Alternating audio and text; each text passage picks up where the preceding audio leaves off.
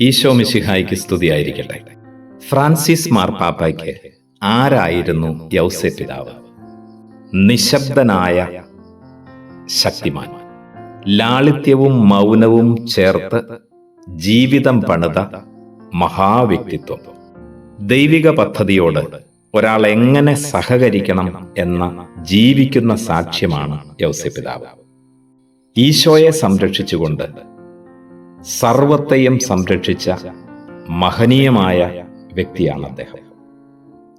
അധ്വാനത്തിന്റെ കരുത്തിലും ഹൃദയത്തിന്റെ ആർദ്രത സ്വന്തമാക്കിയവൻ, കനിവിന്റെയും കരുതലിന്റെയും കാവലാണ്, പിതൃഹൃദയത്തിനുടമ.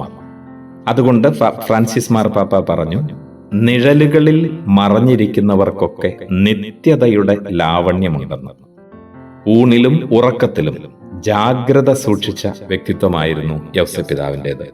ജീവിതത്തിന്റെ കാറ്റിലും കോളിലും ദൈവത്തെ കപ്പിത്താനാക്കി സ്വസ്ഥത അനുഭവിച്ചവൻ, അഭയാർത്ഥികൾക്കും അരികുവൽക്കരിക്കപ്പെട്ടവർക്കും അഭയമായവൻ, ഉത്തരവാദിത്വത്തിന്റെ ആൾ രൂപം, നിരാശകൾ തീണ്ടാത്ത നിശബ്ദൻ, വിശ്വസ്തനായ കുടുംബനാഥൻ, ലോകം തഴഞ്ഞിട്ടിരിക്കുന്നതിൽ ശ്രദ്ധയൂന്നാൻ നമ്മളെ ക്ഷണിക്കുന്നവൻ, കാര്യമായതിൽ കണ്ണും കരളും നടാൻ നമ്മളെ പഠിപ്പിക്കുന്നവൻ, ശ്രവിക്കാൻ വേണ്ടി മൗനം ഭജിച്ചവൻ, ആന്തരികതയുടെ വരപ്രസാദം, ഭയത്തെ ദൈവവിശ്വാസം കൊണ്ട് ചിരിച്ചു തള്ളിയവൻ, അനാവശ്യമായി ഒന്നും പറയാതെ ആന്തരികതയെ പ്രണയിച്ചവൻ, വാക്കുകളെക്കാൾ പ്രവൃത്തിക്ക് പ്രാധാന്യം നൽകിയവൻ.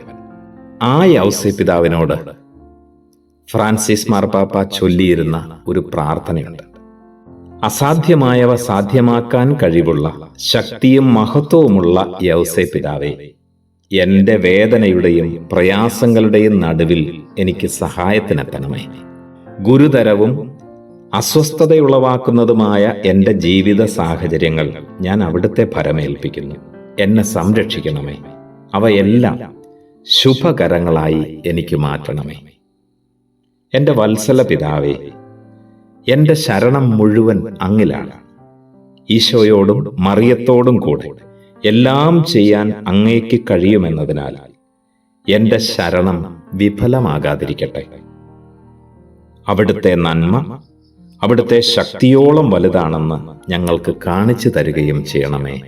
ആമേൻ.